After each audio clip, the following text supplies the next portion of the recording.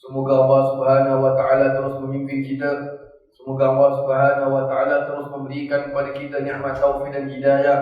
Semoga Allah Subhanahu wa taala terus memberikan kepada kita ilmu-ilmu yang bermanfaat, yang menambahkan diri kita dekat kepada Allah Subhanahu wa taala. Dan semoga Allah Subhanahu wa taala mematikan kita semua dalam keadaan husnul khatimah. Amin ya rabbal alamin.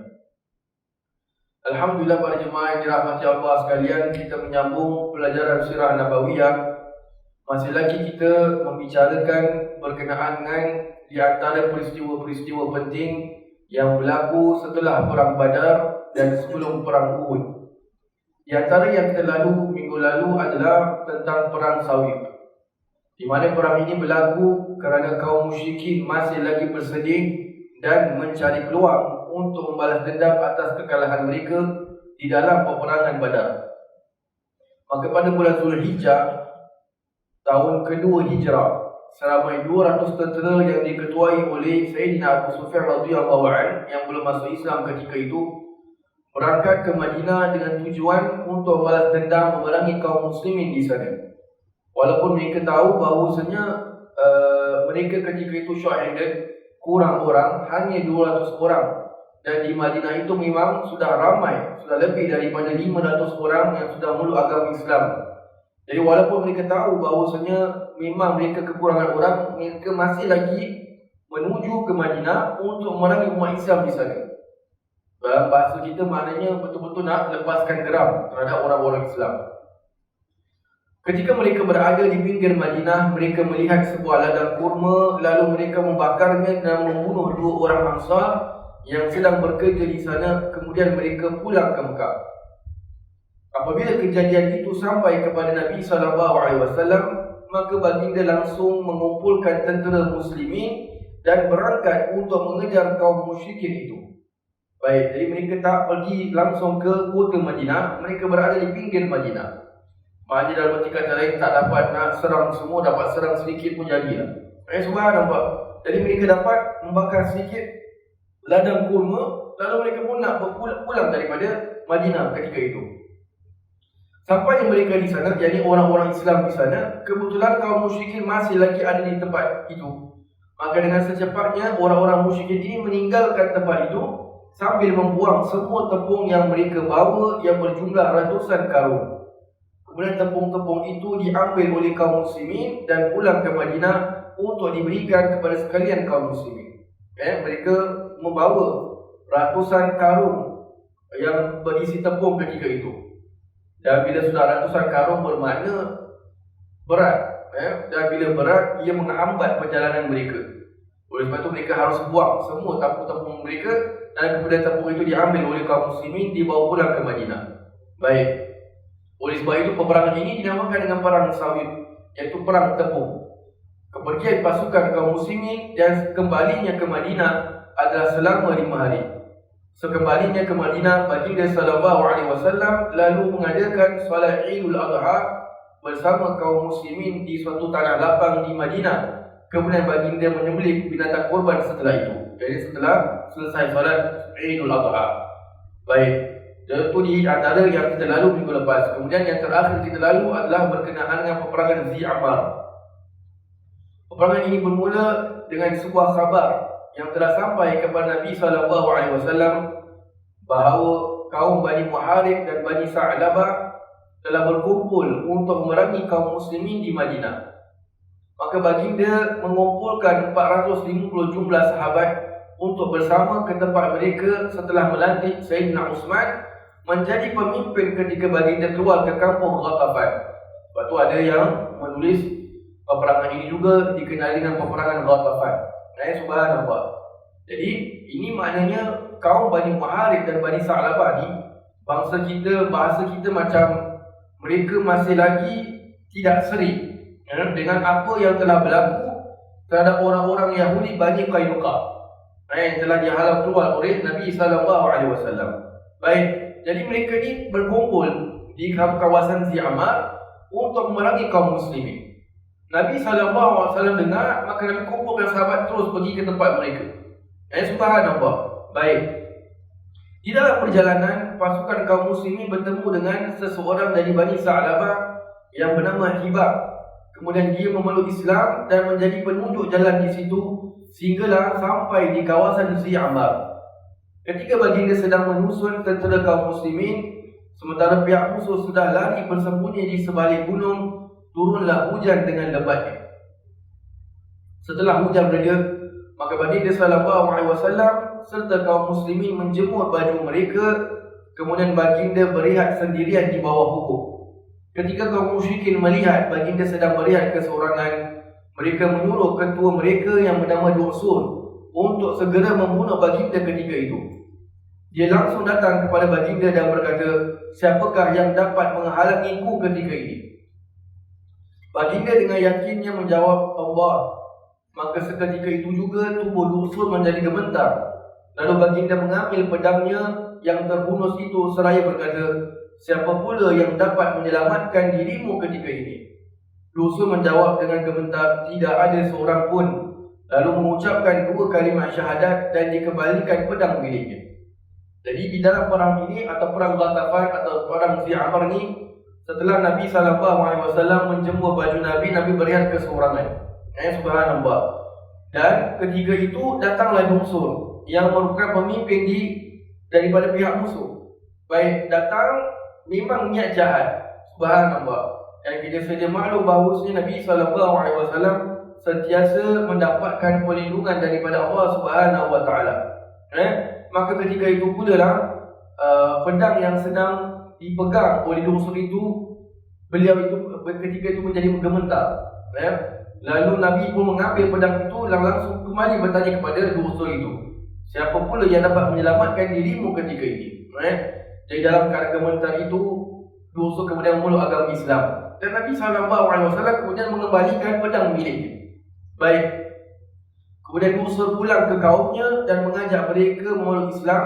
Maka semua kaum di situ memeluk Islam seketika itu juga. Setelah peristiwa tersebut, baginda beserta pasukan muslimin pulang ke Madinah setelah meninggalkannya selama 11 malam mengikut kebanyakan pendapat ulama. Jadi ini adalah perkara yang terakhir kita lalu tentang berkenaan dengan peperangan Zi'amar atau peperangan Ghatafan pada minggu yang lalu. Jadi kita menyambung pada malam ini masih lagi peristiwa yang berlaku di antara perang Badar dan perang Uhud yang dikenali dengan perang Buhran. Apabila baginda mendapat berita bahawa puak Bani Sulaim sedang berkumpul di satu kawasan bernama Buhran untuk menyerang Madinah, baginda mengumpulkan 300 sahabat untuk ke Buhran memerangi mereka. Subhanallah. Maknanya walaupun orang-orang di luar Madinah, mereka tahu bagaimana Nabi SAW benar-benar menjaga keadaan orang-orang Islam di Madinah. Dan bagaimana pihak orang-orang yang memusuhi Nabi SAW semuanya itu dikalahkan oleh Allah Subhanahu Wa Taala. Kita kalau dengar tadi Zi'amar, perang sawit, tak benar-benar terjadinya tercetus peperangan. Bertikam antara satu yang dengan yang lain tidak terjadi, tapi still dinamakan peperangan kerana Nabi dan para sahabat keluar dengan memakai pakaian perang. Cuma tak terjadi peperangan. Namun dalam kitab-kitab semuanya akan menyebut tentang peperangan. Ghazwa Buhran, Ghazwa Zi'amar atau Ghatafan dan sebagainya. Subhanallah. Termasuk dengan perang Buhran di sini.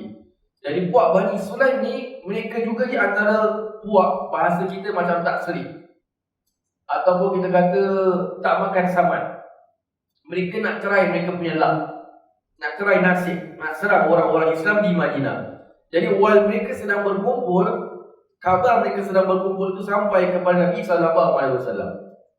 Nabi tidak tunggu masa lagi, langsung mengumpulkan 300 sahabat untuk ke Buhran untuk memerangi mereka. Maka pada 6 Jamadil Awal tahun ke-3 Hijrah, baginda berangkat bersama 300 sahabat menuju Buhran setelah melantik Sayyidina Ibnu Maktum menjadi imam di Madinah. Ibnu Ummi Maktum menjadi imam di Madinah. Baik. Ketika mereka sudah menghampiri Buhran, kaum muslimin berjumpa dengan salah seorang daripada Bani Sulaim yang beritahu baginda bahawa Bani Sulaim sudah meninggalkan Buhran kerana takut akan tentera muslimin. Bani Sulaim juga sudah mendapatkan berita bahawasanya orang-orang Islam sudah bergerak dari Madinah untuk ke Buhran memerangi mereka. Jadi Bani Sulaim tahu kalau orang Islam datang, mereka juga akan kalah. Akan kalah. Jadi Bani Sulaim buat apa? Mereka lari, cabut. Subhanallah. Tapi ada satu seorang yang mereka sempat jumpa, orang Islam sempat jumpa, langsung beritahu kepada Nabi SAW bahawa saja Bani Sulaim sudah lari. Dalam arti kata lain, nak beritahu Nabi tak payah ke Buhran, bahawasanya orang-orang di sana dah lari. Baik. Lalu baginda menyuruh para sahabat untuk menangkapnya sehingga tiba di Buhran untuk membuktikan kebenaran beritanya itu. Sekarang ni Nabi cuma dapat berita daripada seorang saja daripada Bani Sulaim yang beritahu bahawasanya Bani Sulaim dah lari.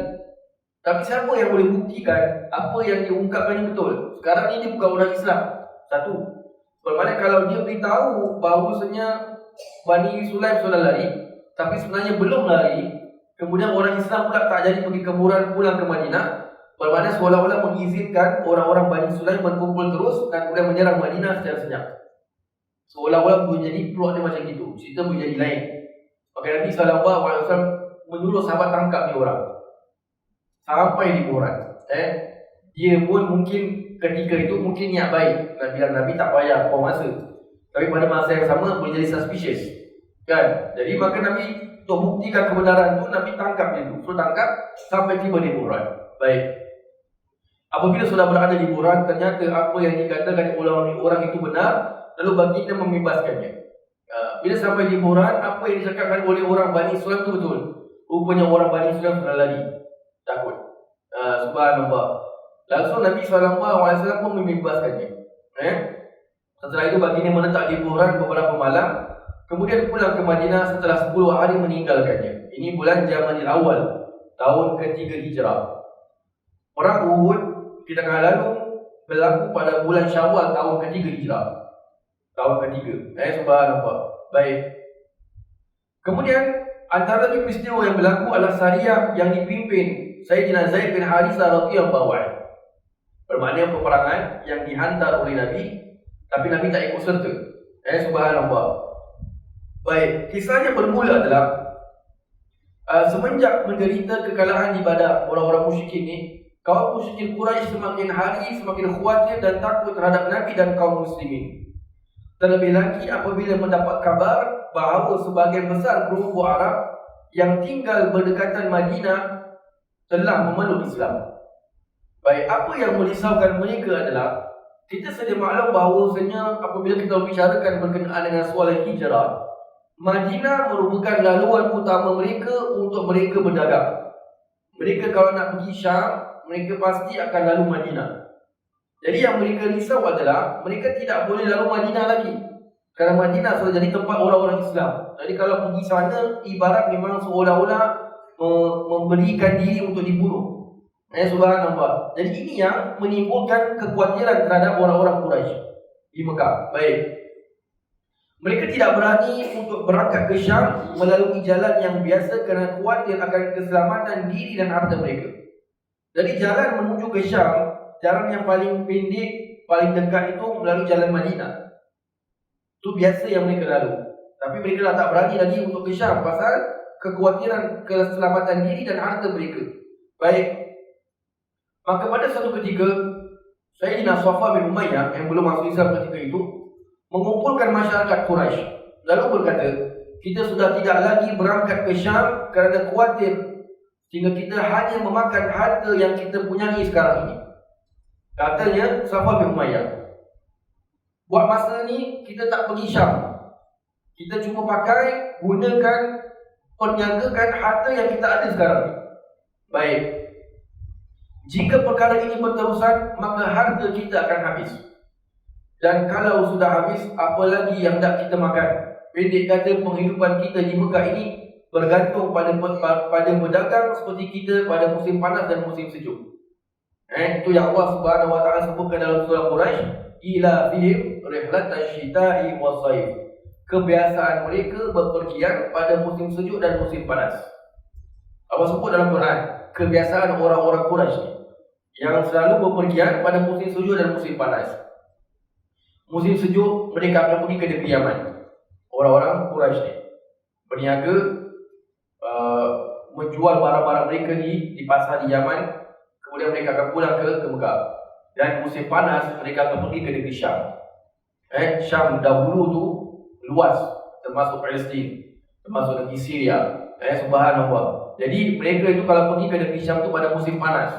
Lepas tu Safwan bin Umayyah dia risau. Ini lama kelamaan ni kita tak ada benda lagi nak makan.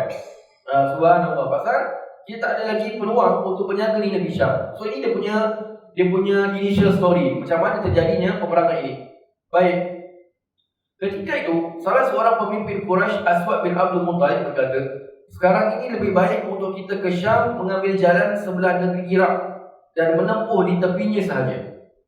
Jadi dia ni kasih cadangan. Apa kata kita pergi Syam juga, tapi lalu jalan jauh.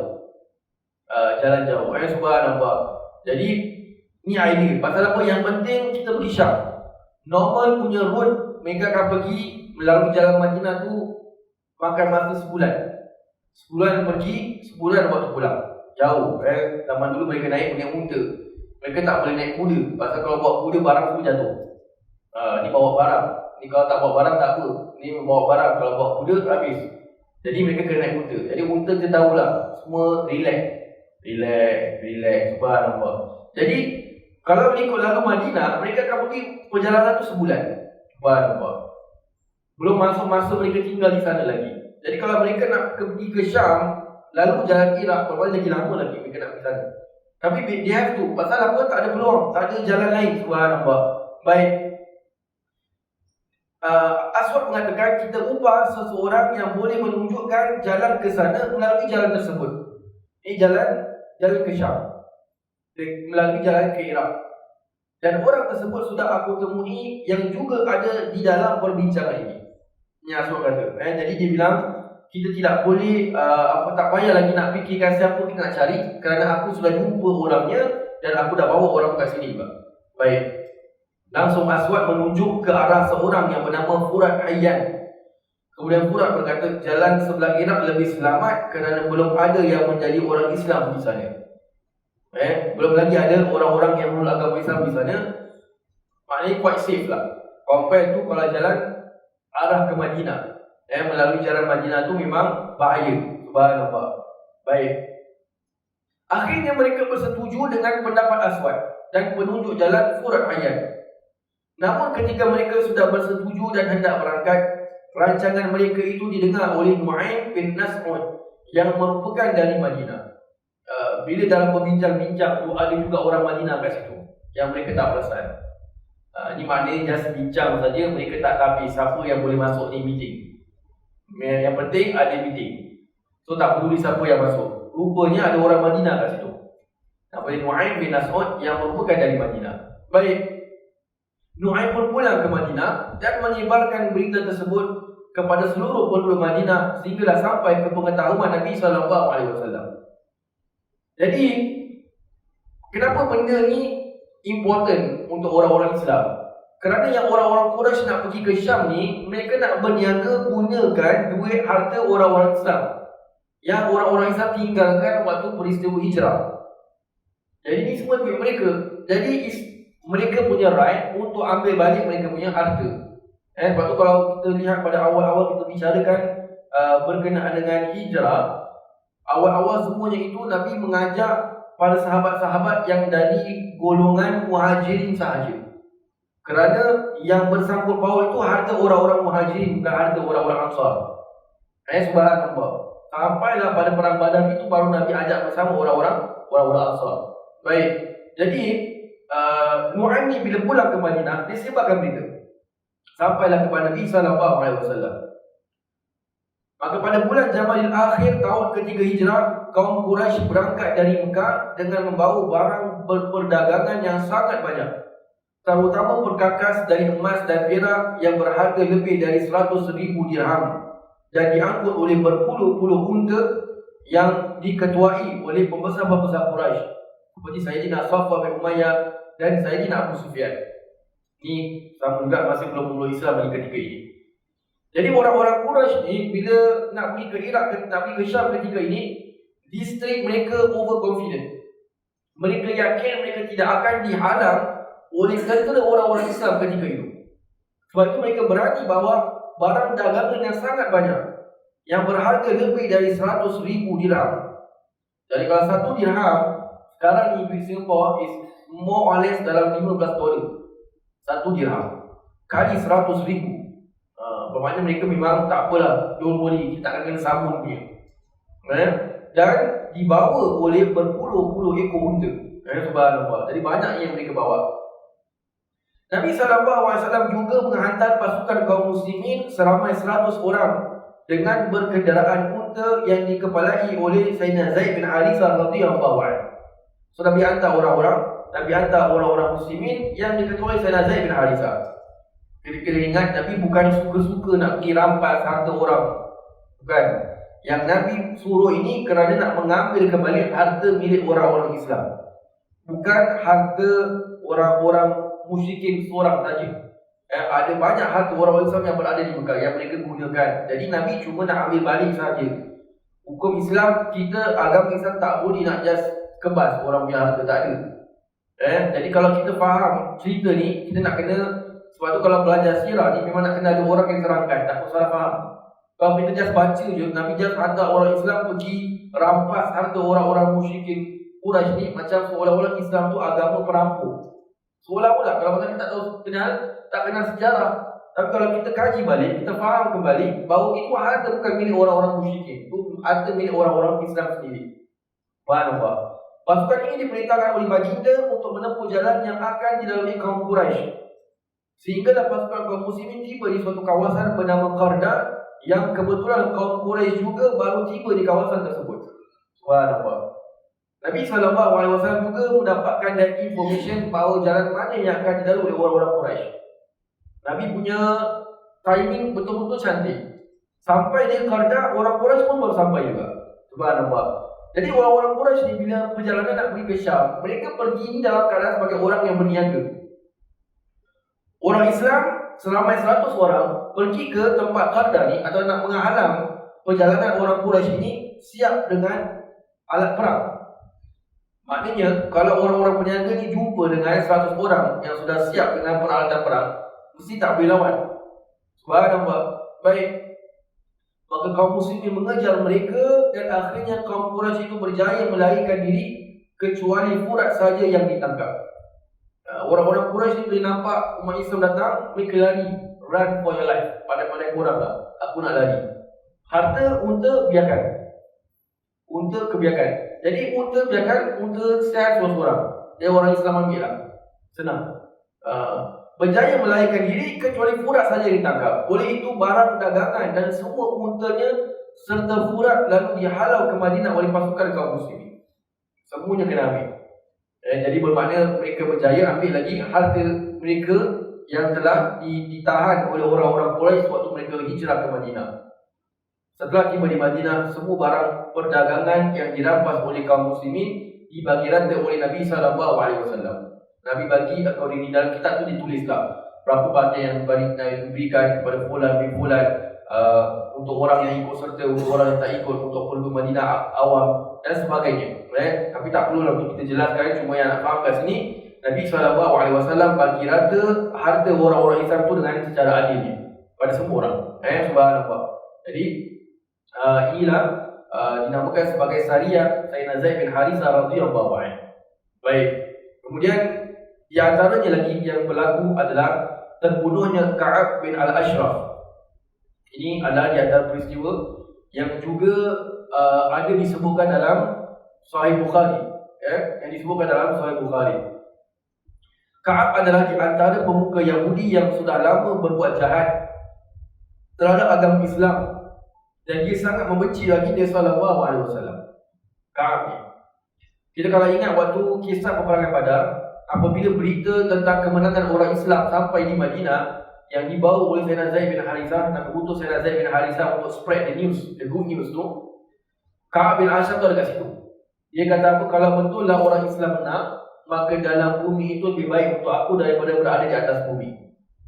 So tu Ka'ab bin Ashraf ni cakap. Jadi dia ni memang geram dengan Nabi SAW. Jadi bila dia geram, dan dia suka mengapi-apikan. Sengaja nak cari pasal dengan orang-orang Islam. Ketika berita kemenangan kaum muslimin di Badar sampai ke Madinah, Ka'ab merasa tidak suka dan iri dengan kaum muslimin, lalu berangkat ke Mekah untuk menghina dan mencerca baginda dan kaum muslimin di sisi kaum musyrikin. Jadi apa yang Ka'ab buat adalah dia pergi ke Mekah. Dia pergi ke Mekah untuk api-apikan lagi orang-orang musyrikin yang berada di Mekah. Menghina Nabi, mencerca Nabi dan juga orang-orang Islam di sisi kaum musyrikin. Jadi dia nak bangkitkan semangat orang-orang musyrikin di mana-mana, jangan terus dalam keadaan sedih. Semangat attack balik orang-orang Islam. So ni jangan ni Ka'ab Ashraf ni, ini Yahudi ni. Subhanallah. Baik. Setelah berbulan-bulan berada di Mekah, dia pun pulang ke Madinah dan terus menghina kaum muslimin sehingga menyanjung isteri kaum muslimin sehingga membuat mereka tidak selesa. Jadi Ka'ab bin Ashraf ni setelah beberapa bulan di Mekah, dia pulang ke Madinah. Dia continue dia bekerja memburuk-burukkan Nabi SAW, menghina orang-orang Islam, dan kemudian dia menyanjung isteri-isteri orang-orang Muhajirin dan Ansar. Kenapa dia nak menyanjung ni? Dia seolah-olah menyanjung ni kerana nak menunjukkan bahawasanya sokongan isteri ni pada sahabat-sahabat dan mendapatkan semangat untuk berperang di Badar. Tapi dia ni sudah over sampai memuji yang membuatkan orang-orang perempuan ketika itu tak selesa dengan pujian dia ketika itu. Lalu Rasulullah SAW bertanya, siapakah yang dapat memberikan pelajaran kepada Ka'ab bin Al-Ashraf atas nama? Bahasa kita, siapa boleh ajar dia pula? Siapa boleh kasih senyap? Subhanallah. Nabi tanya pada sahabat. Ketika itu Sayyidina Muhammad bin Maslamah lalu berdiri dan berkata, ya Rasulullah, aku bersedia melakukannya atas namamu. Biarkan aku putuskan nyawanya. Senang je. Tapi suruh berikan pelajaran. Sahabat ya Rasulullah, kasi aku putuskan nyawa dia sudah. Tak payah kita bincang lagi. Lalu baginda mengizinkannya. Pasal ini dah pasal parasite. Ini virus ni. Ini Yahudi ni. Dia buruk-burukkan orang Islam dan Nabi SAW. Ibnu Maslamah lalu pulang dan berjumpa dengan 4 orang sahabatnya daripada Ansar yang bernama Malkan bin Salamah, Abbad bin Bishr, Haris bin Aus dan Abbas bin Jabir radhiyallahu anhum ajma'in. Jumpa dengan 4 orang sahabat. Baik. Nak buat apa? Nak pergi jumpa Ka'ab bin Al-Ashraf. Kisah tentang Ka'ab bin Al-Ashraf ni mati, ini ada beberapa riwayat.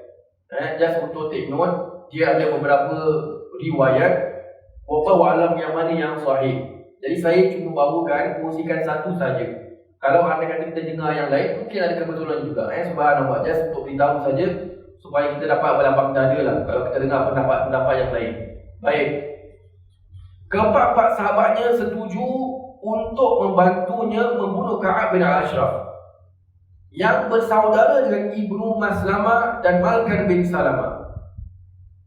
Mereka pun pergi ke rumah Ka'ab pada suatu malam dan berbual-bual dengannya. Jadi mereka ni pretend lah.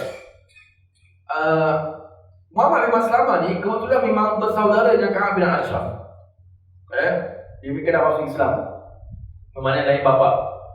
Jadi mereka pergi ke rumah Ka'ab ni. Jadi Ka'ab nampak ni adik-beradik sendiri datang. Kasih masuk. Berbual dengannya. Baik. Ka'ab masih lagi rancak berbual sehingga larut malam. Sehingga kemudian Ibnu Maslamah mengajaknya keluar berjalan-jalan di waktu malam. Ka'ab masih tak faham tak tahu lagi. Ini sebenarnya ada plot. Sebelum Muhammad bin Maslamah pergi ke rumah Ka'ab bin Al-Ashraf, sebagai riwayat mengatakan beliau minta izin Nabi SAW kalau andai kata beliau hendak menunjukkan rasa bencinya dengan Islam sebagai pura-pura di depan Ka'ab bin Al-Ashraf untuk pancing dia punya attention. Jadi Ka'ab bin Al-Ashraf ni kena main dengan Muhammad bin Maslamah. So Ka'ab bin Al-Ashraf ni ingatkan bahawasanya 5 orang sahabat ni sudah murtad. Pasal mereka syok berbual pasal orang Islam dan Nabi SAW. Jadi dia buat ni pasal nak cover line. Tak tahu mereka punya original plot. Jadi berbual-bual Nabi tu, Nabi ni orang Islam semuanya ni, orang Islam semuanya tu kan. Jadi Muhammad bin Maslamah mengiyakan dia. Dia kata, ya dah tengah malam. Subhanallah, rancak berbual daripada waktu awal malam sampai dah tengah malam. Bermakna memang sudah plan ni nak bawa Ka'ab Ashraf keluar ni. Baik. Sudah sampai larut malam, jadi Ibnu Maslamah pun mengajak Ka'ab bin Ashraf, mari kita keluar jalan-jalan. Kita dulu kat rumah ni panas lah, rumah kau ni tak ada aircon. Marilah kita keluar ni. Baik. Jadi Ka'ab masih tak tahu lagi, rupanya memang sudah ada plot. Baik. Setelah berjalan bersama-sama dengan Ka'ab, sudah jauh dari rumahnya, waktu sudah larut malam dan hampir menjelang fajar. Ketika itulah Ka'ab dipukul dengan keras menggunakan pedang. Ka'ab memekik dengan sekerasnya sehingga melayang nyawanya. Jadi bila sudah dibawa ke tengah-tengah padang pasir, jalan, berbual sambil jalan, berbual, dah hampir buat hutan, tempat yang memang mereka sudah plan, dah rancangkan tu, sampai satu tempat mereka dipukul. Ka'ab yang asal kena pukul. Kena pukul ni dengan belakang pedang. Belakang pedang. Ada beberapa riwayat yang menerangkan kenapa tiba-tiba pakai belakang pedang tu. Ada yang mengatakan bahawasanya memang pedangnya ketika itu memang tumpul. Jadi in order untuk betul-betul hentak kuat pakai belakang pedang. Jadi kalau satu orang ni sudah sakit, apalagi kalau 5 orang punya pukulan, subhanallah. Sehingga salah seorang daripada para sahabat tu ada yang terkena kepalanya kerana nak memukul si Ka'ab ni. Jadi mereka pukul Ka'ab betul-betul dengan sekerasnya sehingga mati Ka'ab di situ. Ka'ab mati kat situ. Subhanallah. Baik. Setelah itu Muhammad bin Maslamah beserta sahabatnya pulang ke Madinah dan menceritakan kepada baginda peristiwa tersebut yang berlaku pada bulan Rabiul Awal tahun ketiga Hijriah. Ini tahun ketiga Hijrah. Baik. So ini ada cerita yang disebutkan dalam kitab sirah. Kenapa? Kerana Ka'ab bin Ashraf ni selalu memang disebut-sebut oleh orang-orang Madinah. Orang-orang Madinah yang memang pada asalnya kebanyakan itu orang-orang Yahudi. Jadi termasuk Ka'ab bin Ashraf ni, bila walaupun Nabi sudah membuat perjanjian damai dengan orang-orang Yahudi, tapi Ka'ab bin Ashraf masih tak puas hati maknanya. Subhanallah. Sampailah cerita ni dibunuh oleh kelima sahabat tersebut pada bulan Rabiul Awal tahun ketiga Hijrah. Baik, so ini di antara perkara yang berlaku pada tahun ketiga Hijrah. Kemudian di antara peristiwa yang berlaku pada tahun ketiga Hijrah adalah pernikahan baginda dengan Sayyidatina Hafsah binti Umar Al-Khattab radhiyallahu anhuma yang berlaku pada bulan Sya'ban setelah selesai iddah kematian suaminya yang syahid dalam perang Badar, Hunais bin Huzaifah. Jadi Hunais bin Huzaifah ini adalah bekas suaminya Sayyidatina Hafsah binti Umar radhiyallahu anhuma. Jadi Hunais ini syahid dalam peperangan Badar. Baik. Jadi kemudian Nabi SAW menikah dengan Sayyidatina Hafsah. Baik. Pada awalnya Sayyidina Umar telah menawarkan putrinya kepada Sayyidina Abu Bakar, tetapi beliau tidak memberikan apa-apa jawapan. Sayyidina Umar radhiyallahu anhu, setelah mana putrinya itu kehilangan suaminya, sering kali melihat Sayyidina Hafsah dalam keadaan kesedihan. Sebab itu para ulama mengatakan apabila Sayyidina Umar radhiyallahu anhu masih mempunyai anak perempuan yang bernama Sayyidatina Hafsah, kebanyakan mengatakan bahawasanya cerita kisah Sayyidina Umar menanam anak perempuannya sendiri itulah cerita rekaan. Kerana perbuatan tersebut tidak dilakukan oleh orang-orang Quraisy. Memang berlaku di zaman jahiliyah, tapi tak dilakukan oleh orang-orang Quraisy. Mereka menyimpan atau menjaga masyarakat, menjaga perempuan-perempuan, wanita-wanita Quraisy. Subhanallah. Kerana kalau kita mendengar bahawa kalau betul orang-orang Quraisy mereka menanam anak perempuan mereka waktu kecil, subhanallah, maka sudah tentu pada sahabat tidak ada anak perempuan. Isteri-isteri Nabi yang bangsa Quraisy tak ada. Sayyidatina Khadijah Al-Kubra Quraisy. Sayyidatina Aisyah radhiyallahu anha bangsa Quraisy. Sayyidatina Zainab binti Jahsy Quraisy. Itu bangsa Quraisy ni. Subhanallah. Jadi cerita tentang mereka menanam anak perempuan mereka hidup-hidup waktu kecil itu bukan dilakukan oleh orang-orang Quraisy. Orang luar daripada kota Mekah. Tapi cerita itu memang ada. Jadi kisah Sayyidina Umar menanam anak perempuannya sendiri itulah cerita yang rekaan. Kalau betul, macam mana Sayyidina Umar masih ada Sayyidatina Hafsah? Takkan Sayyidina Umar pilih kasih, yang ni aku nak ambil, yang ni tak cium aku tanam dia hidup. Tak ada. Subhanallah. Baik. Jadi Sayyidina Umar radhiyallahu anhu mula-mula pelawak Sayyidina Abu Bakar. Bila tengok anak perempuannya dalam keadaan sedih kematian suaminya, bila selesai iddah, Sayyidina Umar jumpa dengan Sayyidina Abu Bakar. Pada Sayyidina Umar kira kenapa tak jumpa Nabi SAW, macam rasa macam tak sedap kan, macam rasa macam kurang sopan lah. Jadi Sayyidina Umar tak jumpa Nabi, jumpa kepada second man, orang yang baik, yang terbaik setelah Nabi SAW. Jumpa Sayyidina Bakar, tapi Sayyidina Bakar tak kasi jawapan apa-apa. Jadi Sayyidina Umar sudah malu ni, paisi lah. Ni bapak ni, ini anak perempuan aku, kasih tanya pada kawan aku tak cakap apa-apa. Kira bahasa kita buat malu kan, dah kena reject, maknanya kena reject. Baik, kemudian Sayyidina Umar menawarkan putrinya kepada Sayyidina Osman, namun tetap tidak mendapatkan jawapan. Pun sama juga, tengok Sayyidina Bakar tak kasi jawapan, jumpa Sayyidina Osman pula. Sayyidina Osman pun sama juga, tak kasi jawapan, no comment. Tak kata ya, tak kata tak. Ada dua yang mengatakan, kasih aku fikir dulu, kata Sayyidina Osman. Jadi Sayyidina Umar ketika tu jadi berang sekejap. Dah malu satu, bahasa kita paisi lah. Dia pula boleh kata aku nak fikir dulu, apa punya apa ni, kira bahasa kita. Jadi sudah paisi, dah malu, marah lagi, subhanallah. Jadi apa Sayyidina Umar? Sayyidina Umar jumpa Nabi SAW.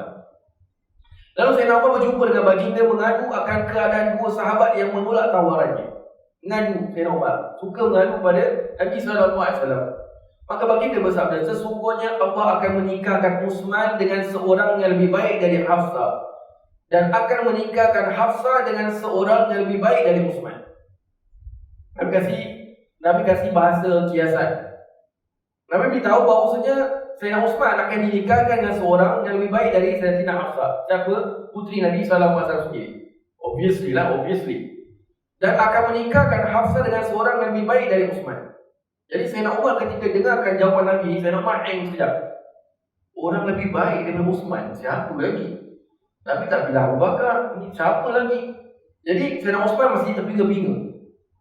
Ketika itu Sayyidina Umar tidak mengerti maksud baginda akan siapakah orang yang dimaksudkan Nabi yang lebih baik dari Sayyidina Utsman. Namun setelah berulang kali mengulangi pertanyaan tersebut, akhirnya Sayyidina Umar memahami bahawa orang tersebut adalah baginda sendiri. Baru Sayyidina Umar faham. Fikir, confirm lah tak ada orang lain, mestilah Nabi SAW. Subhanallah. Maka gembiralah Sayyidina Umar sehingga beliau memberitahu semua orang yang dijumpainya ketika itu. Habis kecoh semua Madinah. Semua orang dia jumpa, semua orang dia bilang, Nabi nak kahwin anak aku tau. Nabi nak kahwin anak aku tau. Nabi nak kahwin anak aku tau. Subhanallah, excited. Bapak perantin lah. Bapak perantin excited. Subhanallah. Baik. Sayyidina Abu Bakar adalah orang pertama yang beliau temui. Begitu melihat wajah Sayyidina Umar, Sayyidina Abu Bakar mengerti mengapa beliau begitu riang dan bahagia. Sayyidina Abu Bakar nampak muka Sayyidina Umar ni excited. Confirm Sayyidina Abu Bakar tahulah, mesti Nabi dah bilang. Dah bilang Sayyidina Umar. Baik. Lalu Sayyidina Abu Bakar berkata, janganlah kau marah pada aku, wahai Umar. Beritahu sebab. Sayyidina Abu Bakar bilang, kau jangan marah pada aku, wahai Umar. Kerana baginda pernah menyebut tentang bernikah dengan Hafsah, tetapi aku tidak mahu menyebarkan rahsia baginda. Andai baginda meninggalkan Hafsah, aku pasti menikahinya, kata Sayyidina Abu Bakar. Mari nak bilang Sayyidina Umar, bukan aku tak nak, tapi Nabi dah cakap. Nabi dah sudah memberitahu akan wahyu daripada Allah SWT untuk bernikah dengan Sayyidatina Hafsah.